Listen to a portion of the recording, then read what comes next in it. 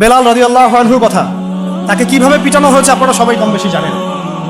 আরবের জাস্ট গরমে যদি একটু উমরা করেন তাহলেই বুঝতে পারবেন যে গরমটা কেমন হতে পারে। তো একদিন আমাদেরকে রাস্তায় নামাজ পড়তে হয়েছে, এত ভিড় ছিল, ওখানে সেজদা দেওয়ার মতো কোনো পরিবেশ থাকে না, এত এত মানে গরম, ওখানে দাঁড়িয়ে থাকলে আপনার পায়ে মনে ফোসকা পড়বে।